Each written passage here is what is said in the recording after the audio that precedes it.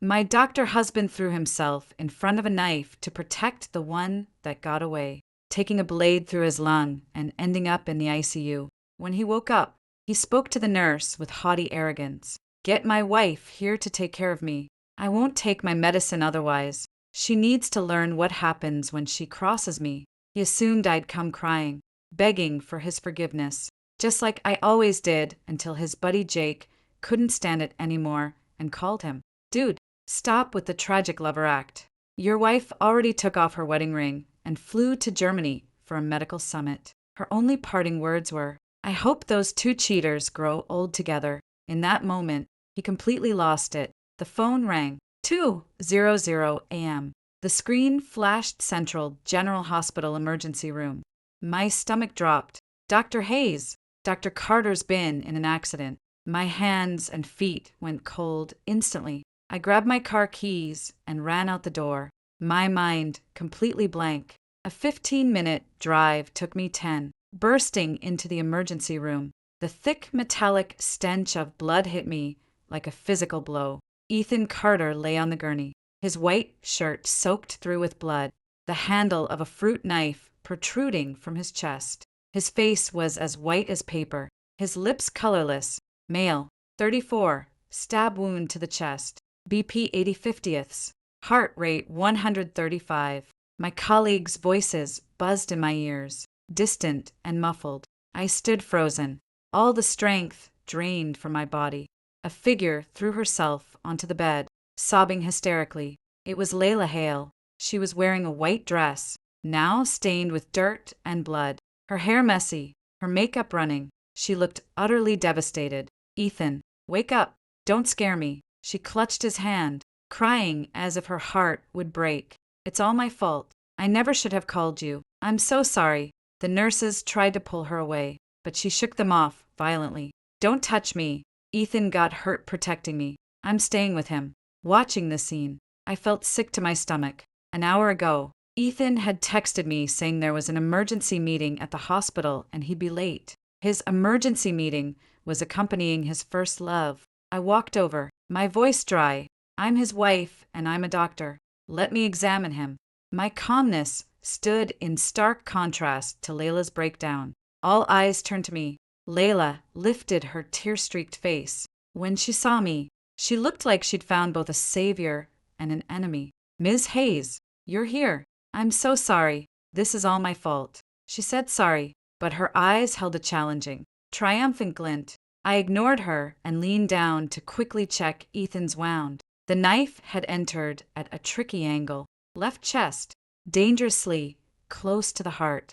Prepare for a thoracotomy. Take him to the, or immediately, type and cross 800 cubic centimeters of blood. I looked up and gave the order to the ER director. My professionalism wouldn't allow me to break down now. Dr. Hayes, are you sure? The ER director hesitated.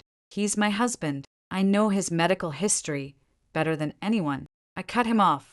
I'll be first assist. No one argued further. Just as the nurses were about to wheel the gurney away, Ethan's mother and sister burst through the doors. My son, Ethan. Mrs. Carter saw her son on the gurney and her legs gave out. Mia, his sister, caught her, then turned her gaze on me like a knife. Claire, you jinx. What happened to my brother? She lunged forward and shoved me hard in the shoulder. I stumbled, but caught myself. He needs immediate surgery, I said, looking her straight in the eye. Mrs. Carter had recovered by now, and her eyes fell on Layla like a switch had been flipped. She charged over and pointed a finger in Layla's face. You homewrecker. It's always you. Why can't you leave my son alone? Layla cried even harder. Auntie, I'm sorry. I get out of here. Mrs. Carter screamed. Mia joined in. Layla backed away, her eyes darting to me with a secret look of satisfaction as if to say, see, they all know Ethan loves me. I felt nauseous. Enough. My voice was cold, but it cut through the chaos. The most important thing right now is saving his life. Do you want him to die on the way to thee, or because you're all screaming here? They fell silent. Mrs. Carter's red eyes turned to me, filled with venom. She suddenly lunged at me and slapped me hard across the face. The crack echoed through the emergency room. sharp and loud. My head snapped to the side, my cheek burning with stinging pain. The entire ER fell silent. "This is all your fault. If you hadn't stolen Ethan's wife's spot, Layla wouldn't have suffered and my son wouldn't have risked his life fighting for her." She pointed a trembling finger at me, her voice shrill and piercing. "If anything happens to him, I'll make sure you're buried right next to him." I slowly turned my head to look at her twisted face. I said nothing. The pain in my chest was far worse than the pain on my cheek. So, in all their eyes, I was the one who shouldn't exist. The surgery lasted 4 hours. I stood at the operating table, watching the chief surgeon cut open Ethan's chest, watching the knife being carefully removed. The tip had pierced his lung less than a centimeter from his heart. When the blood gushed out, my heart skipped a beat. The surgery was a success. Ethan was transferred to the ICU. I took off my scrubs and walked out of the OR, soaked in sweat. Mrs. Carter and Mia were waiting outside. Layla was there, too, now in clean clothes, her eyes still red. When she saw me, Mrs. Carter rushed over. "How is my son?" "The surgery was successful, but he's not out of the woods yet. He'll be in the ICU for 48 hours for observation," I stated calmly. At the words, "not out of the woods," Mrs. Carter's face turned even whiter. Mia held her up and glared at me hatefully. "You better pray my brother makes it." I didn't look at them again. I dragged my leaden legs to the doctor's lounge.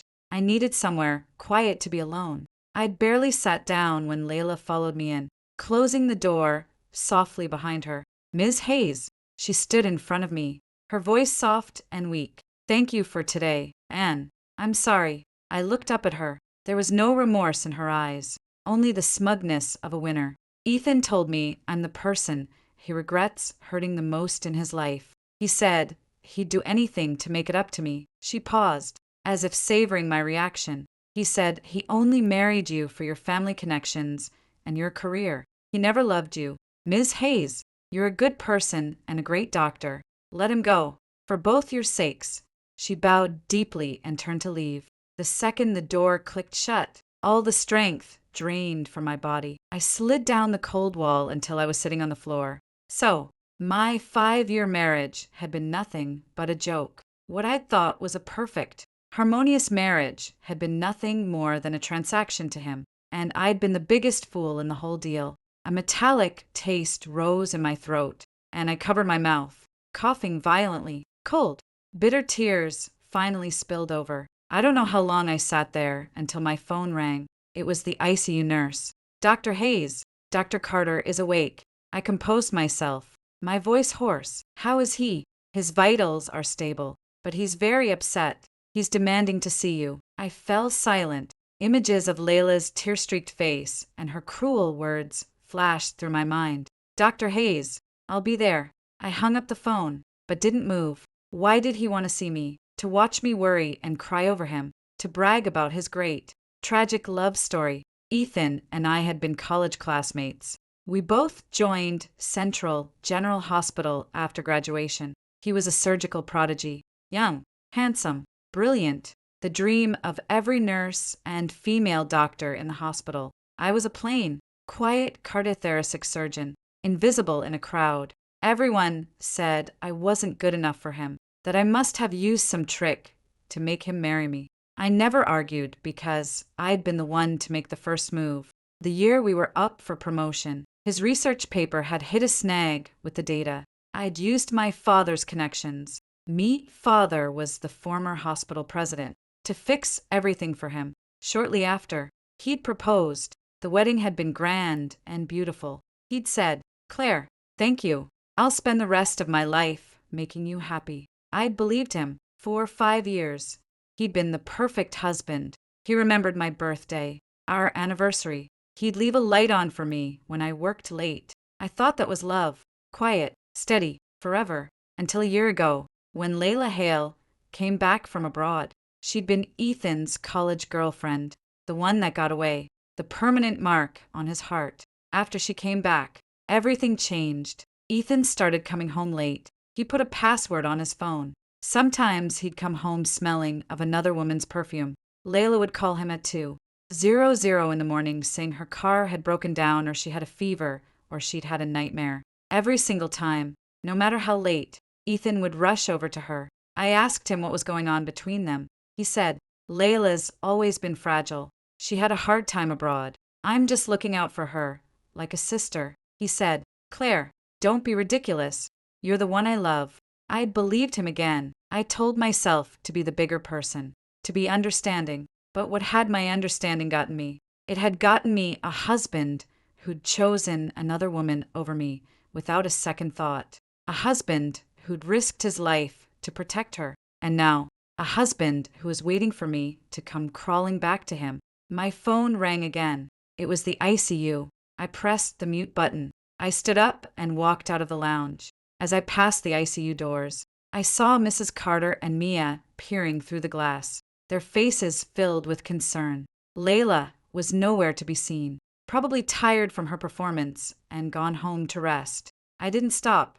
I walked straight to the parking lot. I went home to the house we'd shared for 5 years. Ethan's slippers were still by the front door. His blanket was draped over the couch where he'd watched the game last night.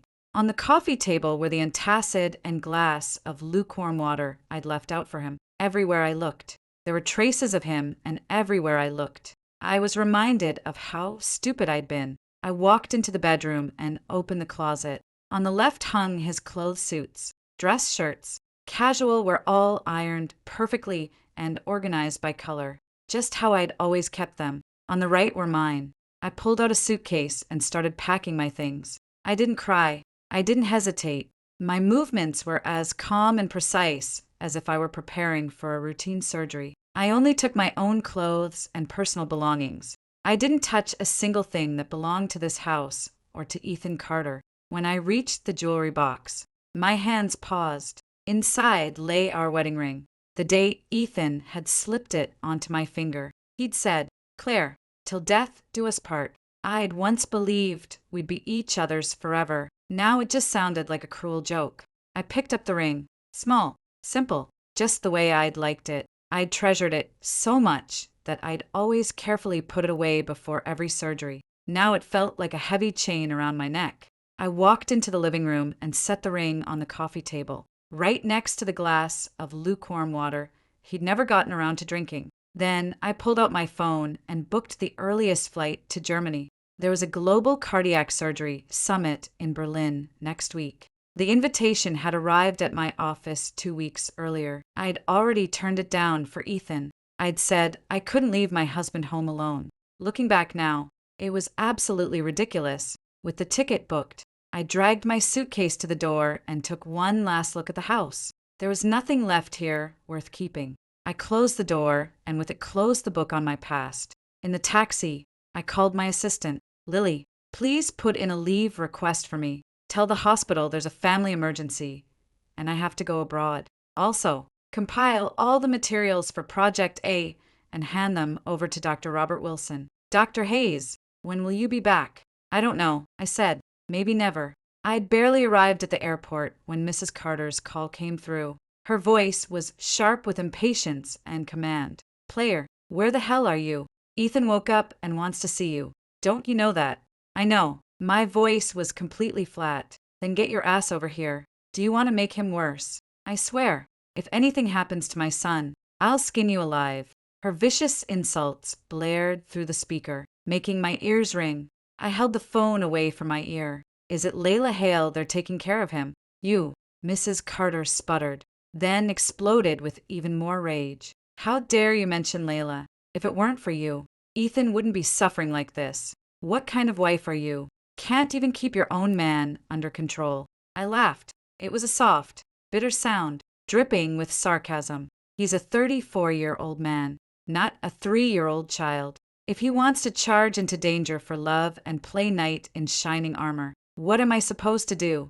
Chain him to the bed. How dare you speak to me like that? How dare I? My laugh died, and my voice turned icy.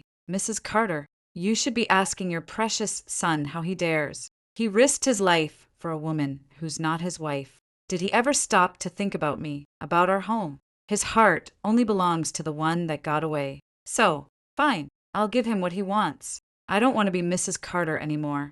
You can give the title to your beloved Layla. She's welcome to it." With that, I hung up and blocked her number. The world went quiet. The boarding announcement came over the speakers. I dragged my suitcase towards the gate. Behind me, another phone rang persistently. It was Mia.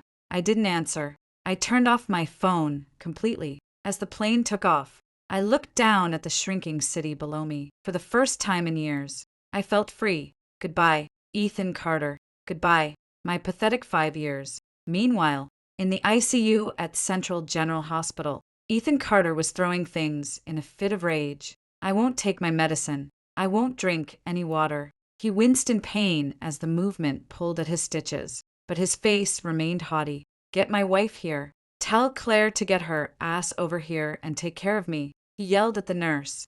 "Otherwise, I'm refusing all treatment. Let's see who dares take responsibility for that." He was certain Claire would come, just like she always did, no matter what he did. All he had to do was act hurt or angry, and she'd come running, begging for his forgiveness. He wanted her to know what happened when she crossed him. He wanted her on her knees at his bedside, begging him to get better. The terrified nurse didn't know what to do, so she called Ethan's buddy Jake, who was also a doctor at the hospital. When Jake arrived, Ethan had his eyes closed, speaking to the air with a look of fake devotion. "Claire, I know you're angry, but Layla, she's been through so much. I can't just abandon her. Forgive me this once." "Okay." He was so wrapped up in his performance that he didn't notice Jake standing in the doorway, his face dark with disgust. Jake had had enough. He walked over and snatched the phone out of Ethan's hand. "Dude, cut the crap. You deserve an Oscar for that performance." Ethan opened his eyes, annoyed to see him. "What are you doing here? I told you to get Claire. Get her." "Where the hell am I supposed to get her?" Jake snapped. "I can't reach her phone. Your mom and sister's numbers aren't going through either. She probably blocked all of you." Ethan blinked, then sneered. "She's got some nerve. Playing hard to get. She thinks this will make me cave." "Dream on," he said with absolute confidence. "Just wait. She'll be here within 3 hours, begging me to take her back." Jake looked at his stupid, arrogant face and shook his head with pity. He sighed and dialed a number, putting it on speakerphone. It was the airline customer service. "Hello, how may I help you?" Ethan frowned. "What are you doing?" Jake ignored him and spoke into the phone. "Hi, I'm checking on a flight for a friend.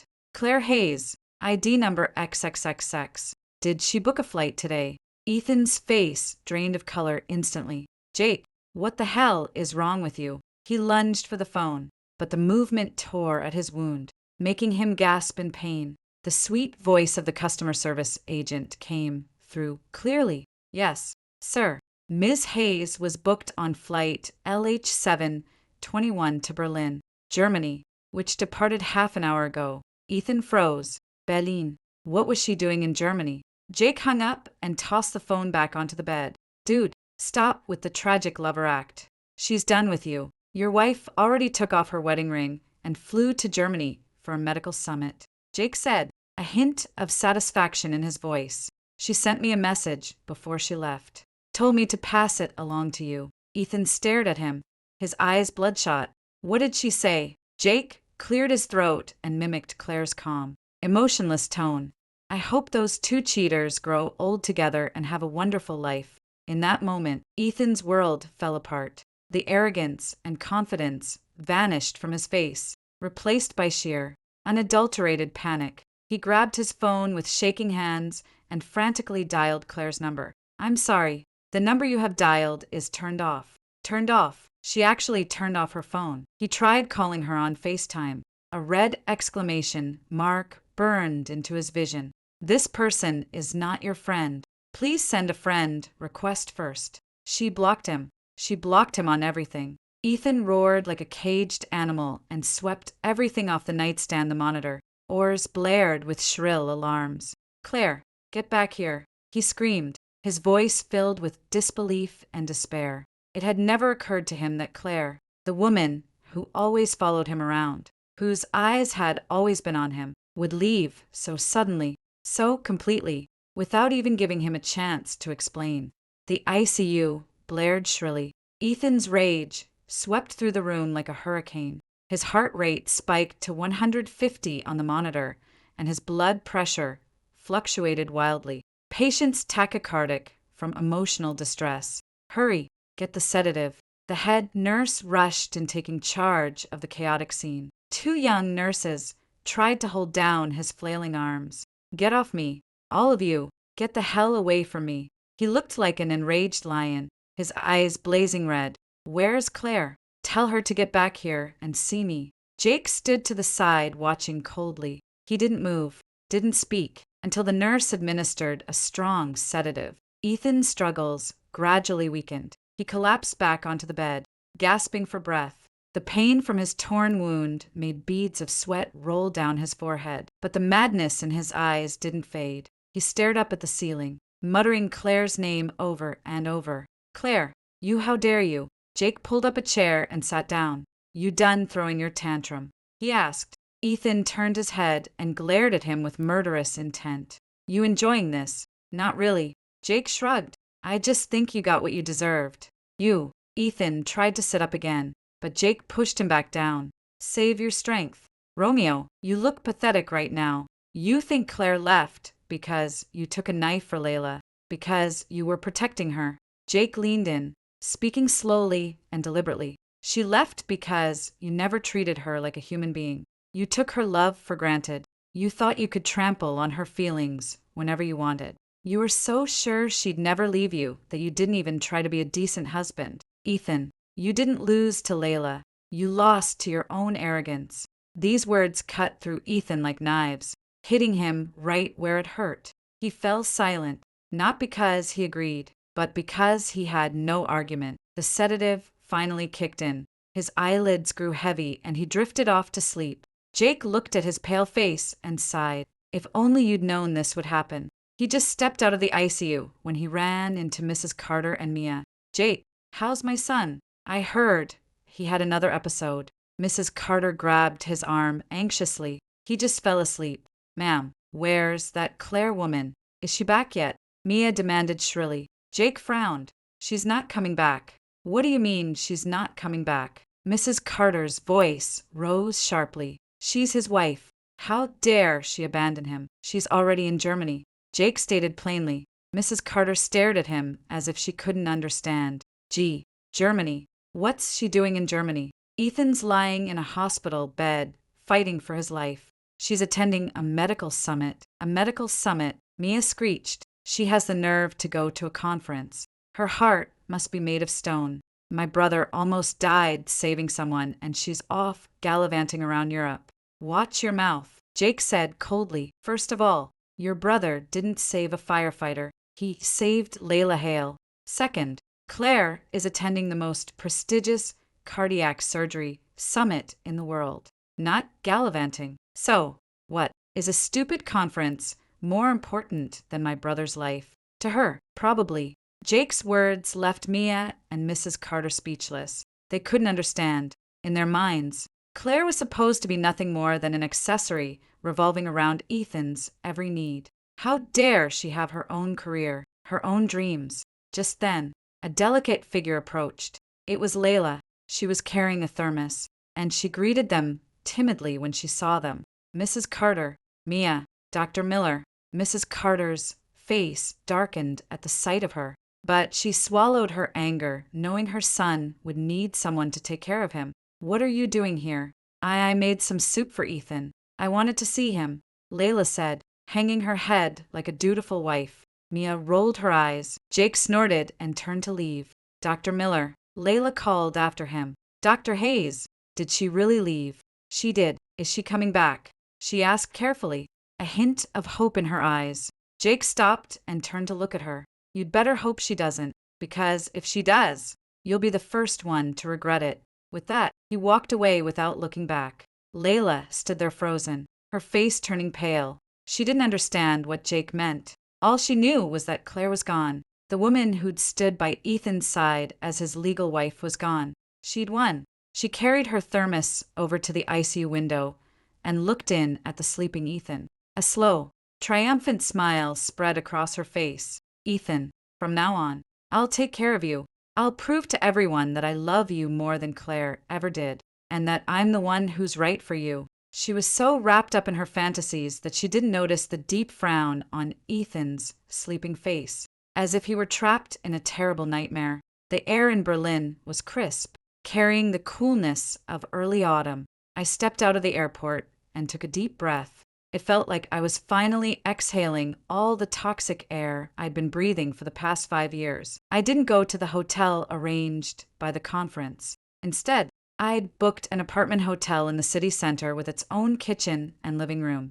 I needed a quiet, undisturbed space to sort out my thoughts and plan my future. I dragged my suitcase into the room and didn't rest first. Instead, I unpacked my clothes and hung them up one by one in the closet. I placed the few medical textbooks I'd brought on the desk. I arranged my toiletries on the bathroom shelf. I love this feeling of control, taking a strange place and slowly making it my own. When I was done, I made myself a cup of black tea and stood by the floor-to-ceiling window, watching the busy streets below. My phone vibrated in my bag. It was the flight landing reminder I'd set before turning it off. I hesitated for a moment, then took it out and turned it on. Instantly, dozens of missed calls and text messages flooded in, from Mrs. Carter, from Mia, from a few unknown numbers. Most of them were from Ethan. Dozens of missed calls, dozens of text messages, starting with angry demands, then panicked pleas, and finally desperate begging. Claire, please come back. I know I was wrong. I'll give you anything you want. Just don't leave me. Our home can't be without you. Baby, I'm in pain. The last message was a single word. I stared at that word, feeling nothing. When your heart is dead, you don't feel pain anymore. I deleted all the messages without a single expression. Then I opened my email and saw the schedule from the summit organizers. Opening ceremony, gala dinner, panel discussions. My name was listed as a featured speaker in several important sessions as an invited young expert. This was where I belonged. I turned off my phone, tossed it aside, and started preparing my presentation for tomorrow. Meanwhile, thousands of miles away at Central General Hospital, Ethan finally woke up from the sedative. The first thing he did was reach for his phone. When he saw all the red exclamation marks indicating failed messages, the light in his eyes slowly died. She still hasn't replied, he muttered, his voice hoarse. Just then, the door opened and Layla walked in carrying a bowl of soup. Ethan, you're awake. I made your favorite chicken vegetable soup. Come on, have some while it's hot. She poured a spoonful, blew on it gently, and held it to his lips. Ethan turned his head away. I don't want any. What's wrong? Are you in pain? Layla asked concernedly. I want you to leave, he said coldly. Layla's smile froze on her face. Ethan, what's the matter? Did I do something wrong? I said get the hell out. Ethan suddenly exploded, swatting the bowl out of her hand. It shattered on the floor with a loud crash. Hot soup splashed all over Layla's hands and legs. Ow! She screamed in pain. The back of her hand turned bright red instantly. Ethan, She looked at him with hurt eyes, tears welling up. I don't want you here. I don't want your fake, pitying care. Ethan yelled at her like a madman. This isn't what I want. Don't you get it? I don't want your stupid soup. I don't want you pretending to be the perfect wife. I want Claire. I want the apple she peels for me. I want the blanket she tucks around me after surgery. I want the antacid she leaves out for me even when we're fighting. You're not her. You'll never be her. He screamed until his voice was raw. Every word cut through Layla like a knife. She'd always thought Ethan loved her for who she was. She'd thought that once Claire was gone, she'd step seamlessly into her place.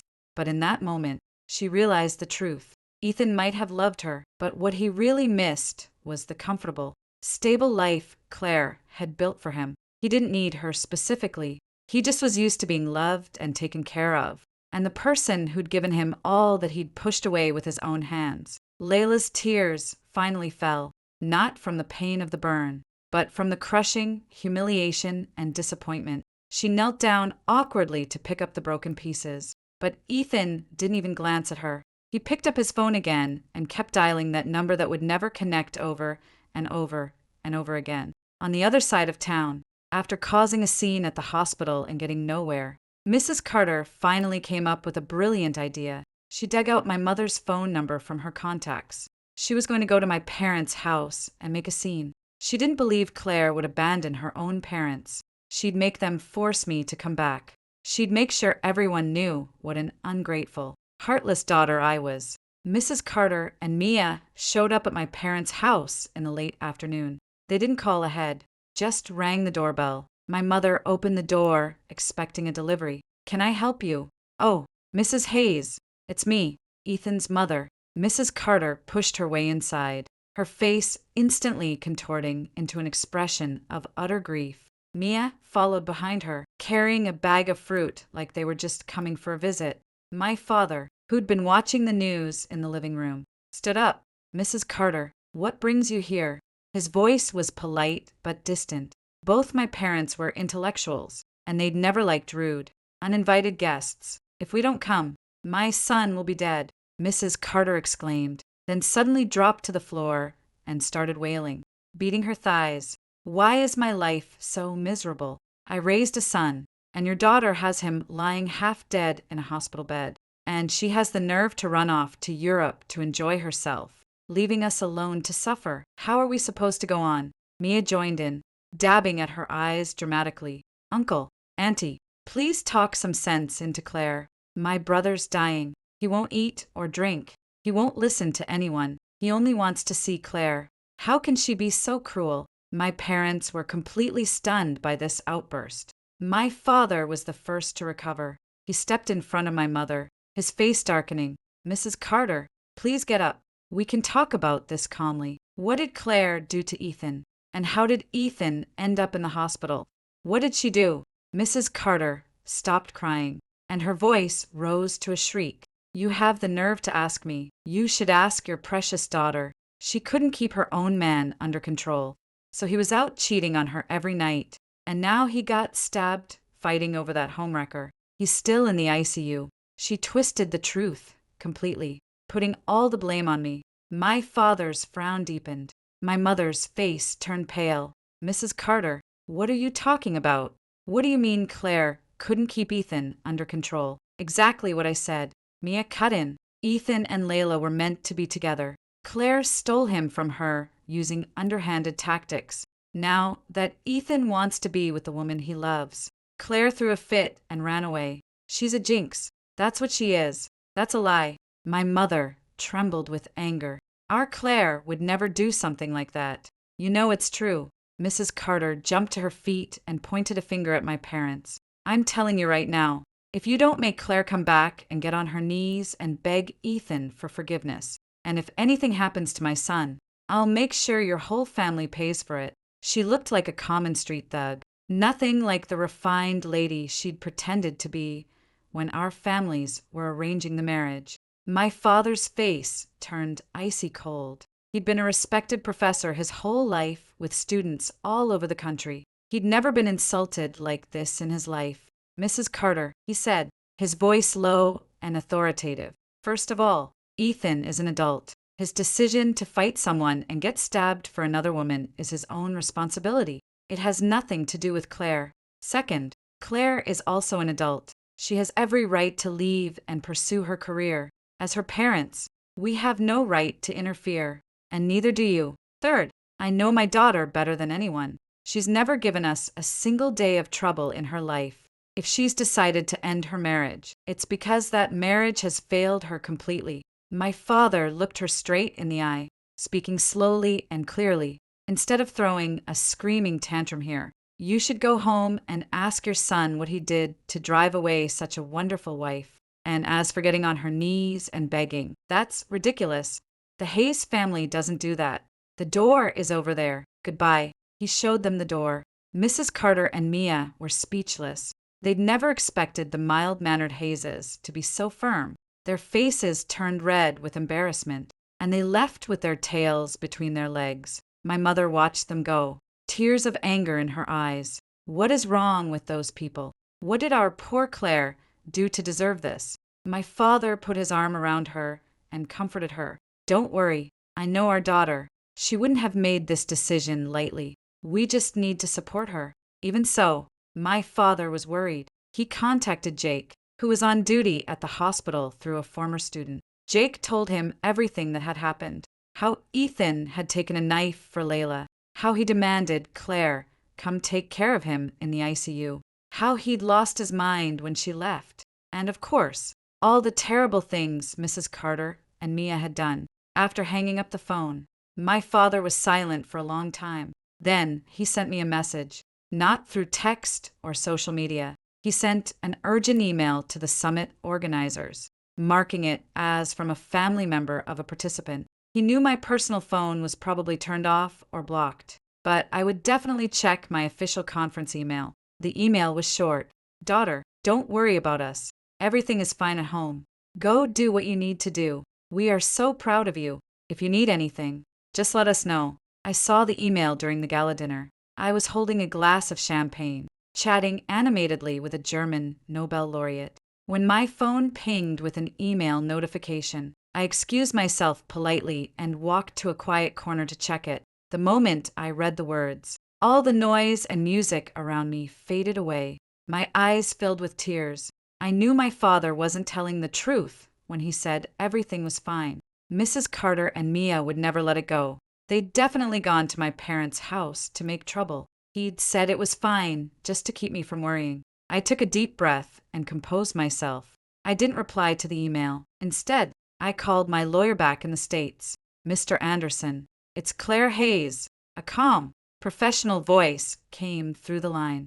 Hello, Ms. Hayes. I need you to do 2 things for me, I said, my voice completely steady. First, draw up divorce papers immediately. I'm waiving all claims to marital property, but I want every penny of my personal assets back. Second, file a restraining order on behalf of my parents against Ethan's mother and sister for harassment and threats. I want them to pay for what they've done. I turned off my phone and collapsed onto the soft bed. The night in Berlin was quiet, but my mind was racing. My father's words, everything is fine, had pricked my heart like a needle. I knew him too well. The Carters had definitely been there, and he definitely handled it. Feeling uneasy, I turned my phone back on and called home. My father answered. Claire. His voice was as calm as ever. No hint of emotion. Dad, is Mom okay? She's fine. We're both fine. Don't worry about us.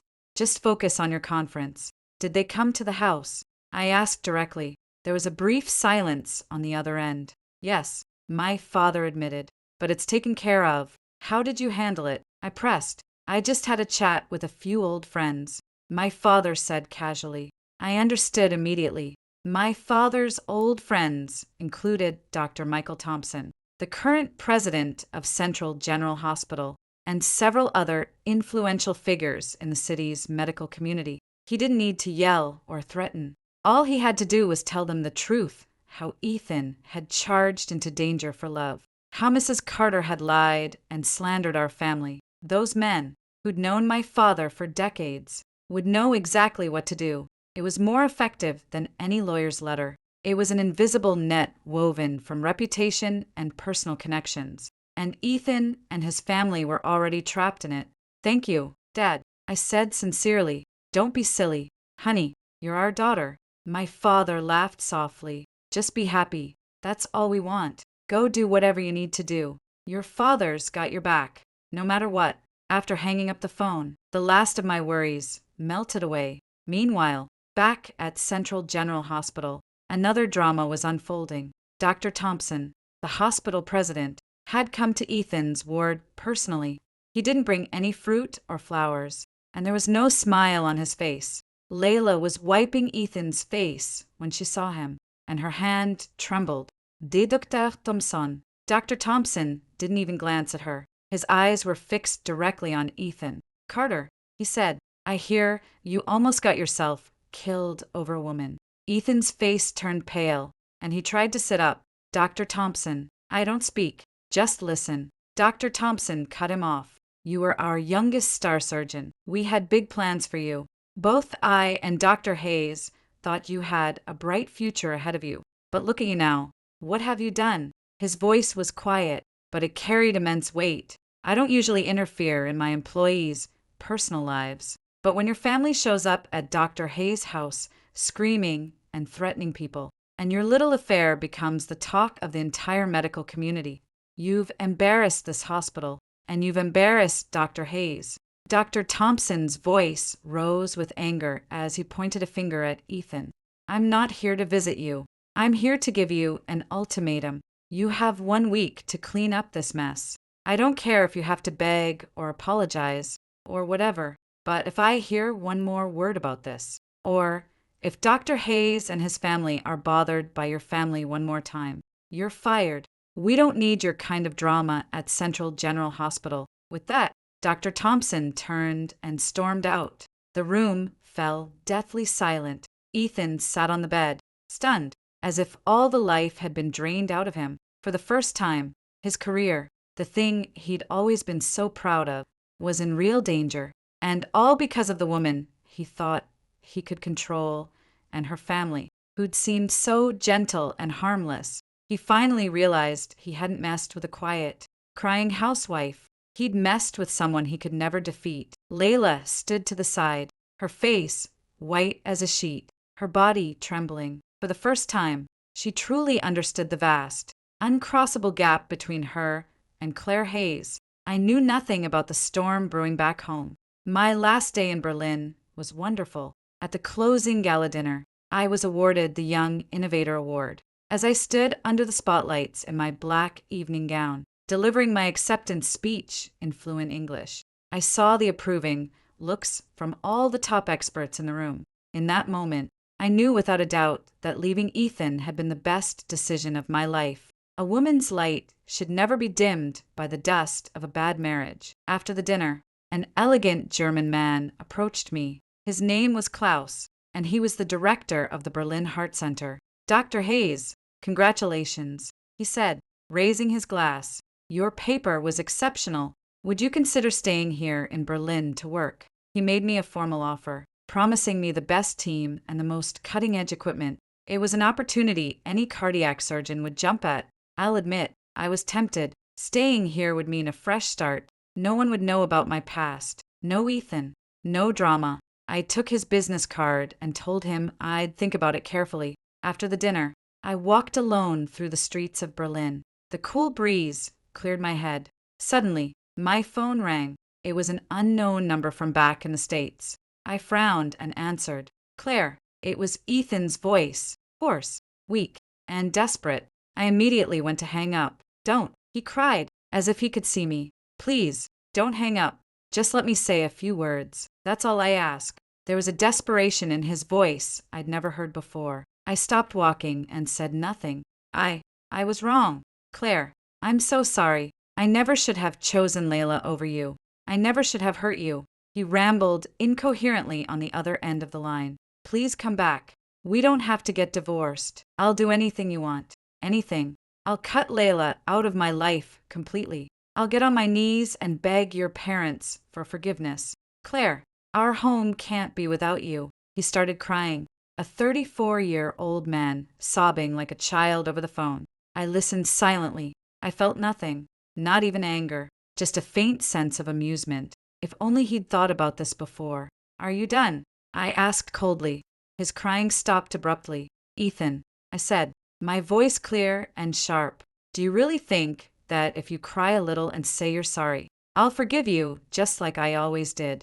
Do you think I left you just to throw a tantrum? There was dead silence on the other end. You're wrong. I'm not waiting for you to come back. I'm saying goodbye to the stupid, naive girl I used to be. We're done. We've been done since the moment you chose to protect another woman instead of me. I will never forget what you did to me, and I will make you pay for every single thing.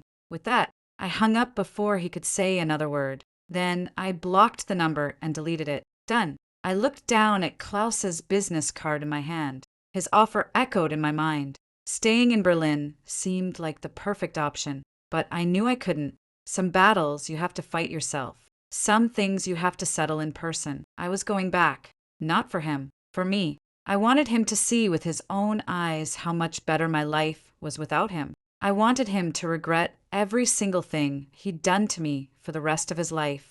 I didn't tell anyone I was coming back when the plane landed. I went straight to my pre-marriage apartment. After a quick cleanup, I went to the hospital the next day, not Central General, my hospital, Maplewood University Hospital, where I'd worked for 10 years. I needed to tie up some loose ends and see my wonderful colleagues and patients one last time.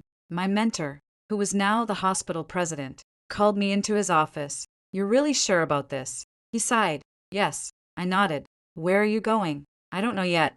Maybe take a break for a while." "Is this because of that Carter boy?" The president frowned. "I heard what happened. The nerve of him. If you're upset about it, just tell me. I'll go find his father and give him a piece of my mind." I laughed. "It's okay, Dr. Carter. It's all in the past. I just came back to close that chapter of my life." The president looked at my determined face and didn't argue further. "All right." He patted my shoulder. "You're Dr. Hayes' daughter and my best student. Don't let anyone push you around. No matter where you go, I'll keep your file here. This place will always be your home if you ever want to come back." As I walked out of his office, my eyes filled with tears. I walked down the familiar hallways, smiling and nodding at every colleague I passed. Their eyes held surprise and concern, but no pity. I knew I'd made the right choice. Just as I was about to leave, I saw someone standing at the hospital entrance. Ethan. He was wearing a crumpled hospital gown with a trench coat slung loosely over his shoulders. His hair was a mess, his chin covered in stubble. He'd lost a lot of weight, his eyes sunken deep in his face. He looked gaunt and broken. He stood across the street, staring at me without moving, like a man waiting desperately for his wife to return. I had no idea how long he'd been standing there, or how he'd found out I was here.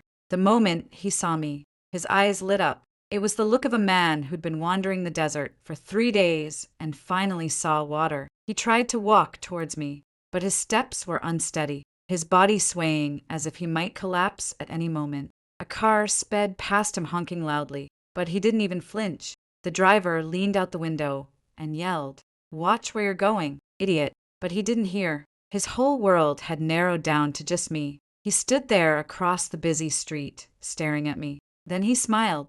It was the saddest smile I'd ever seen. He mouthed words to me over and over again. "Come back."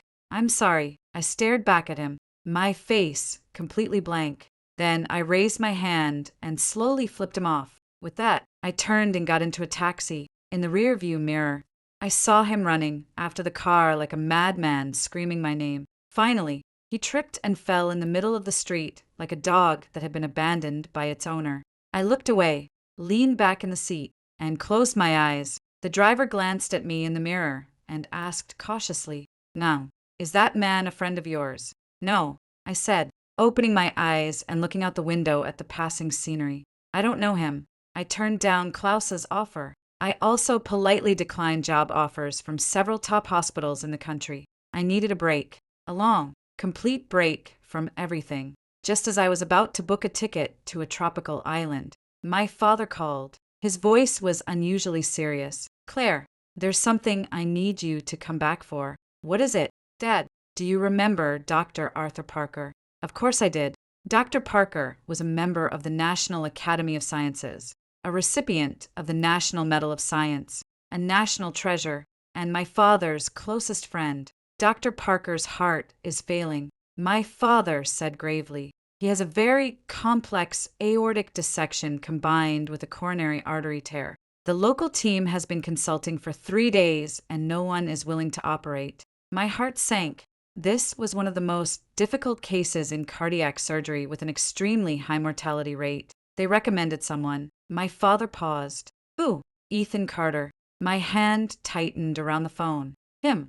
I laughed bitterly. "What makes him think he can do this? He hasn't been sitting around since he was fired from Central General." My father said calmly. "He's been begging everyone he knows, visiting every old expert in town. He even knelt outside his former mentor's house for an entire day and night. He wants this surgery to be his comeback story. He wants to prove to everyone that he's still the brilliant, irreplaceable surgeon he used to be." I understood. This was his last bet. He was gambling with the life of a national treasure to save his own career. It was selfish. It was insane. The hospital and the family both refused. My father continued, Ethan's reputation is too damaged now. No one trusts him. So, I recommended you. Claire, I know this isn't fair to you, but Dr. Parker doesn't have time to wait. You're the only one who has the skill and the experience to pull this off.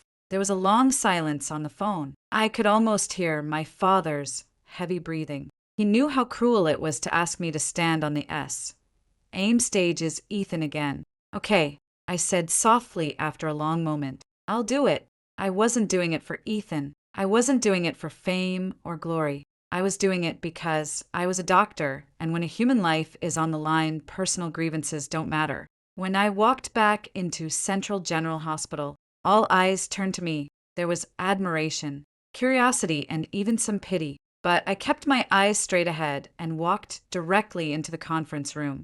The room was filled with gray-haired experts. Ethan was there, too. He was sitting in the farthest corner, wearing an old, faded suit. He looked like a skeleton, his eyes bloodshot and hollow. The moment he saw me, he jumped to his feet. His whole body trembled with emotion. He opened his mouth to speak, but no words came out. I didn't even glance at him. My eyes went straight to Dr. Thompson, who was sitting at the head of the table, looking worried. Dr. Thompson, I said, my voice cool and professional. Where are the patient's files? My arrival was like a sharp knife cutting through Ethan's last remaining hope. He became nothing more than a pathetic, irrelevant background character in this story of redemption. The surgery was scheduled for the next morning.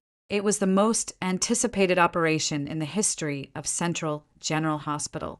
The observation room was packed with department heads and experts from all over the city. Ethan was there, too, not as a surgeon, as a spectator, a defeated man who'd been allowed in to watch. He stood by the glass window like a statue of despair. He needed to see it with his own eyes to watch me perform the surgery he dreamed of but would never be allowed to do, to watch me defeat him completely in the one thing he'd always thought he was best at. I put on my scrubs and walked into the operating room. The surgical lights came on. I stood at the operating table, and it felt like coming home to a battlefield I'd missed.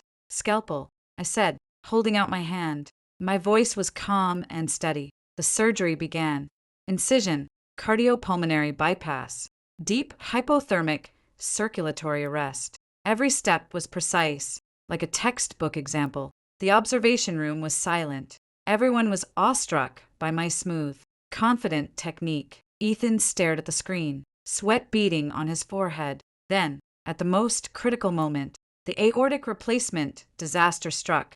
The patient's artery walls, weakened by years of calcification, were as fragile as glass. As I was suturing, a new tear appeared. The patient's blood pressure dropped instantly. Beep, beep, beep. The monitors blared shrilly. The observation room erupted in murmurs. Everyone held their breath. It's over, one old expert muttered. No one can save him now. A faint 6 smile crossed Ethan's face. He was waiting for me to fail, waiting for me to panic. But I didn't. I didn't even frown. Graft patch, I said quickly. Prepare autologous pericardium. In less than 10 minutes. I fixed the fatal tear using a new technique I'd learned in Berlin, one no one in the room had ever seen before. The patient's blood pressure returned to normal. The alarm stopped. The observation room was dead, silent for a moment. Then, thunderous applause broke out. Everyone stood up, clapping for the miraculous surgery. But Ethan, all the strength drained from his body. He slid down the glass wall until he was sitting on the floor. All the and anger was gone from his face. All that was left was utter, complete despair. The despair of someone whose entire world had just collapsed. He finally understood. The gap between us wasn't about love anymore. It was worlds apart. The talent he'd been so proud of was nothing compared to mine. He'd lost completely. He'd lost his love, his career, and the last shred of his dignity as a surgeon. Layla had somehow snuck into the observation room, too. She looked at Ethan, crumpled on the floor. Her expression complicated. She didn't go over to help him. She just stood there watching him like he was a stranger. Then she turned and walked away silently. She knew this man was broken. He would never be anything again. The surgery lasted 10 hours. When I walked out of the operating room, it was dark outside. I took off my mask exhausted and breathed a long sigh of relief. Dr. Parker's family and the hospital administrators immediately surrounded me. Dr. Hayes, thank you. You saved our entire family. Claire, that was incredible. We're all so proud of you. I smiled and thanked them one by one. As I walked through the crowd, I saw my father standing at the end of the hallway. He didn't say anything. He just gave me a thumbs up. His eyes were red. I knew I'd made him proud. I took a shower, changed into my own clothes, and prepared to leave. In the hospital parking lot, I saw Ethan. He was standing by my car. The night wind blew through his empty coat, making him look even thinner. Claire, he called out. His voice was barely a whisper. I stopped walking, but didn't turn around. Congratulations, he said. That was a perfect surgery. I said nothing. I always thought I was the sky. He laughed bitterly. I thought I'd given you everything. The title of Mrs. Carter, a comfortable life. I thought you'd be nothing without me. But today I finally realized I'm not the sky. I'm just a cage, and you're an eagle. I was the cage that trapped you. He slowly walked towards me. He stopped when he was 3 steps away. Then he bent down and bowed deeply, a full 90 degrees. I'm sorry, he said, and thank you. Thank you for showing me how small and ridiculous I really am. With that, he stood up straight, turned around, and walked away into the night. His back was hunched, his shoulders slumped. He looked like an old man, decades older than his 34 years. I stood there watching him disappear for a long time. No hut, no love, just a profound, peaceful silence. The next day, I left the city. I didn't go anywhere exotic. I went back to the small New England coastal town where I'd grown up. I rented a little house with a yard. I planted roses and daisies all around. I put down my scalpel for good. I started learning to paint, to play the piano, to bake artisanal pastries. I turned my life into a poem. Occasionally Jake would send me a message. He said Ethan had completely disappeared. No one knew where he'd gone. Some said he'd moved to a remote mountain town to teach. Others said he'd become a monk. There were 100 rumors, but no one knew the truth. He was like a shooting star after burning bright for a brief, ugly moment. He'd vanished into the darkness forever.